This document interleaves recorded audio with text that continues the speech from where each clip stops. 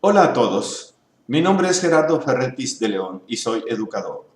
Esta es la lectura de la obra de José Ortega y Gasset titulada La rebelión de las masas, epílogo para los ingleses. El texto forma parte de la edición publicada en Holanda en 1937. Para una mejor comprensión de esta lectura, las frases y expresiones en inglés, latín, italiano, francés y portugués fueron reemplazadas por su equivalente más cercano del español. Si usted desea tener una copia de lo que aquí se lee, la puede solicitar en forma gratuita a gerardo-ferretis@hotmail.com. Los videos subsecuentes sobre este libro y de otros libros que se harán posteriormente se hacen sin fines de lucro, con el objeto de contribuir al estudio, a la investigación y al desarrollo de la cultura en general. Saludo a mis amigos y amigas, educadores de todo el mundo. Solicito disculpas anticipadas por los errores de lectura que pudieran cometerse en este proyecto de apoyo a la educación. Espero sinceramente que les sea de utilidad. Tampico, Tamaulipas, México, a 7 de octubre de 2013. Comienza La rebelión de las masas, de José Ortega y Gasset, epílogo para los ingleses. Pronto se cumple el año desde que un paisaje holandés, a donde el destino me había centrifugado, escribí el prólogo para los franceses, antepuesto a la primera edición popular de este libro. En aquella fecha comenzaba para Inglaterra una de las etapas más problemáticas de su historia y había muy pocas personas en Europa que confiasen en sus virtudes latentes. Durante los últimos tiempos han fallado tantas cosas que por inercia mental se tiende a dudar de todo, hasta de Inglaterra. Se decía que era un pueblo en decadencia.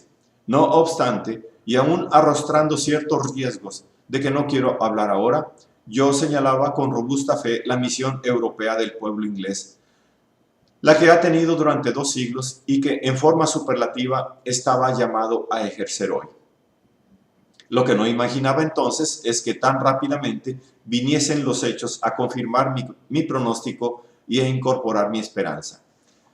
Durante mucho menos que se complaciesen con tal precisión en ajustarse al papel determinadísimo que, usando un símil humorístico, atribuía yo a Inglaterra frente al continente.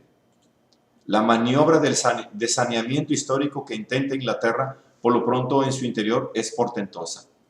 En medio de la más atroz tormenta, el navío inglés cambia todas sus velas, vira 2 cuadrantes, se ciñe al viento y el guiño de su timón modifica el destino del mundo. Todo ello sin una gesticulación y más allá de todas las frases, incluso de las que acabo de proferir. Es evidente que hay muchas maneras de hacer historia, casi tantas como de deshacerla.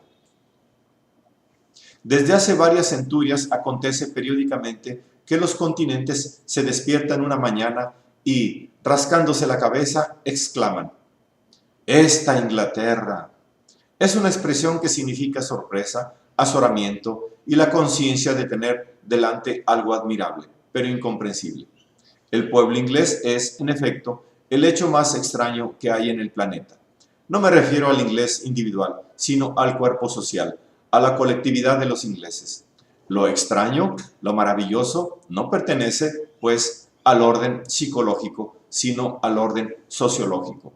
Y como la sociología es una de las disciplinas sobre que las gentes tienen en todas partes menos ideas claras, no sería posible, sin muchas preparaciones, decir por qué es extraña y por qué es maravillosa Inglaterra. Todavía menos intentar la explicación de cómo ha llegado a ser esa extraña cosa que es. Mientras se crea que un pueblo posee un carácter previo y que su historia es una emanación de este carácter, no habrá manera ni siquiera de iniciar la conversación. El carácter nacional, como todo lo humano, es un don innato. No es un don innato, sino una fabricación. El carácter nacional se va haciendo y deshaciendo y rehaciendo en la historia. Pese a esta vez a la etimología, la nación no nace, sino que se hace. Es una empresa que sale bien o mal, que se inicia tras un periodo de ensayos, que se desarrolla, que se corrige, que pierde el hilo una o varias veces y tiene que volver a empezar, o al menos reanudar. Lo interesante sería precisar cuáles son los atributos sorprendentes, por insólitos, de la vida inglesa en los últimos 100 años. Luego vendría el intento de mostrar cómo ha adquirido Inglaterra esas cualidades sociológicas. Insisto en emplear esta palabra, a pesar de lo pedante que es, porque tras ella está lo verdaderamente esencial y fértil.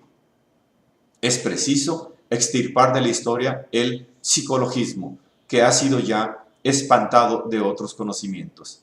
Lo excepcional de Inglaterra no yace en el tipo de individuo humano que ha sabido crear.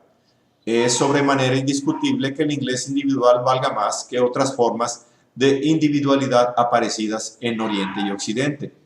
Pero aún aquel que estime el modo de ser de los hombres ingleses por encima de todos los demás, reduce el asunto a una cuestión de más o de menos.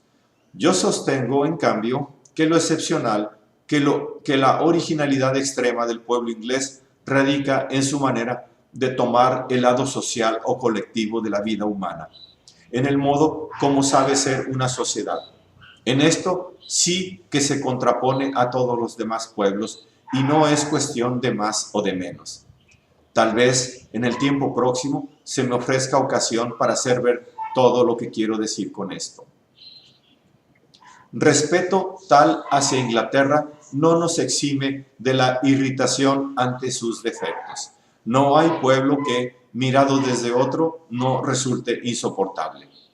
Y por este lado, ¿acaso son los ingleses en grado especial exasperantes? Y es que las virtudes de un pueblo, como las de un hombre, van montadas y en cierta manera consolidadas sobre sus defectos y limitaciones. Cuando llegamos a ese pueblo, lo primero que vemos son sus fronteras, que en lo moral como en lo físico son sus límites. La nervosidad de los últimos meses ha hecho que casi todas las naciones hayan vivido encaramadas en sus fronteras, es decir, dando un espectáculo exagerado de sus más congénitos defectos.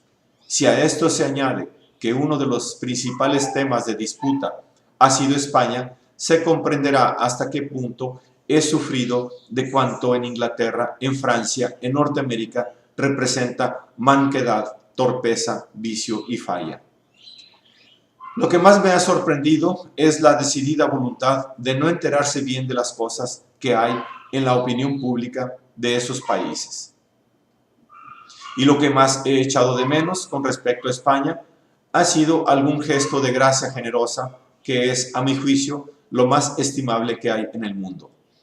En el anglosajón, no en sus gobiernos, pero sí en los países, ha dejado correr la intriga, la frivolidad, la cerrazón de mollera, el prejuicio arcaico y la hipocresía nueva sin ponerlas coto. Se han escuchado en serio las mayores estupideces con tal que fuesen indígenas y, en cambio, ha habido la radical decisión de no querer oír ninguna voz española capaz de aclarar las cosas o de oírlas solo después de deformarlas. Esto me llevó a un convencido de que forzaba un poco la coyuntura a aprovechar el primer pretexto para hablar sobre España y, ya que la suspicacia del público inglés no toleraba otra cosa, hablar sin parecer que de ella hablaba en las páginas tituladas En cuanto al pacifismo, agregadas a continuación. Si es benévolo, el lector no olvidará el destinatario. Dirigidas a ingleses, representan un esfuerzo de acomodación a sus usos. Se ha renunciado en ellas a toda brillantez y van escritas en estilo bastante pickwickiano, compuesto de cautelas y eufemismos. Téngase presente que Inglaterra no es un pueblo de escritores, sino de comerciantes, de ingenieros y de hombres piadosos. Por eso supo forjarse una lengua y una elocución en que se trata principalmente de no decir lo que se dice, de insinuarlo más bien y cómo eludirlo. El inglés no ha venido al mundo para decirse, sino al contrario, para silenciarse. Con faces impasibles, puestos detrás de sus pipas, veían los ingleses alertas sobre sus propios secretos para que no se escape ninguno. Esto es una fuerza magnífica e importa sobremanera a la especie humana que se conserven intactos ese tesoro y esa energía de taciturnidad, mas al mismo tiempo dificultan enormemente la inteligencia con otros pueblos, sobre todo con los nuestros. El hombre del sur propende a ser gárrulo. Grecia, que nos educó, nos soltó las lenguas y nos hizo indiscretos desde el nacimiento. El aticismo había triunfado sobre el laconismo, y para el ateniense vivir era hablar, decir, desgañitarse, dando al viento en formas claras y eufónicas la más arcaica intimidad. Por eso divinizaron el decir, el logos, al que atribuían mágica potencia, y la retórica acabó siendo para la civilización antigua lo que ha sido la física para nosotros en estos últimos siglos. Bajo esta disciplina, los pueblos románicos han forjado lenguas complicadas, pero deliciosas, de una sonoridad, una plasticidad y un garbo incomparables. Lenguas hechas a fuerza de charlas sin fin, en ágora y plazuela, en estrado, taberna y tertulia. De aquí que nos sintamos azorados cuando, acercándonos a estos espléndidos ingleses, les oímos emitir la serie de leves maullidos displacientes en que su idioma consiste. El tema del ensayo que sigue es la incomprensión mutua en que han caído los pueblos de Occidente, es decir, pueblos que conviven desde su infancia. El hecho es estupefaciente, porque Europa fue siempre como una casa de vecindad, donde las familias no viven nunca separadas, sino que mezclan a toda hora su doméstica existencia. Estos pueblos que ahora se ignoran tan gravemente han jugado juntos cuando eran niños en los corredores de la gran mansión común. ¿Cómo han podido llegar a malentenderse tan radicalmente? La génesis de tan fea situación es larga y compleja. Para enunciar solo uno de los 1000 hilos que en aquel hecho se anudan, adviértase que el uso de convertirse unos pueblos en jueces de los otros, de despreciarse y denostarse porque son diferentes, en fin, de permitirse porque las naciones hoy poderosas que el estilo o el carácter de un pueblo menor es absurdo porque es bélicamente o económicamente débil, son fenómenos que, si no hierro, jamás se habían producido hasta los últimos 50 años. A la enciclopedista francés del siglo XVIII, no obstante su petulancia y su escasa ductilidad intelectual, a pesar de creerse en posesión de la verdad absoluta, no se le ocurría desdeñar a un pueblo inculto y depauperado como España. Cuando alguien lo hacía, el escándalo que provocaba era prueba de que el hombre normal de entonces no veía como un advenedizo en las diferencias de poderío, diferencia de rango humano. Al contrario, es el siglo de los viajes llenos de curiosidad amable y gozosa por la divergencia del prójimo. Este fue el sentido del cosmopolitanismo que cuaja hacia su último tercio. El cosmopolitanismo de Ferguson, Herder, Goethe es lo contrario del actual internacionalismo. Se nutre no de la exclusión de las diferencias nacionales, sino al revés, de entusiasmo hacia ellas. Busca la pluralidad de formas vitales con vistas no a su anulación, sino a su integración. Lema de él fueron estas palabras de Goethe: solo los hombres viven lo humano. El romanticismo que le sucedió no es sino su exaltación. El romántico se enamoraba de los otros pueblos precisamente porque eran otros, y en el uso más exótico e incomprensible recelaba misterios de gran sabiduría. Y el caso es que, en principio, tenía razón. Es, por ejemplo, indudable que el inglés de hoy, hermetizado por la conciencia de su poder político, no es capaz de ver lo que hay de cultura refinada, sutilísima y de alta alcurnia en esa ocupación, que a él le parece la ejemplar de su ocupación, de tomar el sol, a que el castizo español suele dedicarse concienzudamente. Él cree acaso que lo únicamente civilizado es ponerse unos bombachos y dar golpes a una bolita con una vara, operación que suele dignificarse llamándola golf. El asunto es, pues, de enorme arrastre, y las páginas que siguen no hacen sino tomarlo por el lado más urgente. Ese mutuo desconocimiento ha hecho posible que el pueblo inglés, tan parco en errores históricos graves, cometiera el gigantesmo de su pacifismo. De todas las causas que han generado los presentes tártagos del mundo, la que tal vez pueda concretarse más es el desarme de Inglaterra.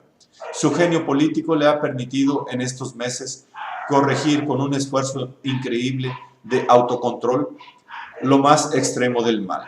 ¿Acaso ha contribuido a que adopte esta resolución la conciencia de la responsabilidad contraída? Sobre todo, esto se razona tranquilamente en las páginas inmediatas, sin excesiva presuntuosidad, pero con el entrañable deseo de colaborar con la reconstitución de Europa. Debo advertir al lector que todas las notas han sido agregadas ahora y sus alusiones cronológicas han de ser referidas al mes corriente. Termina La rebelión de las masas de José Ortega y Gasset, epílogo para los ingleses.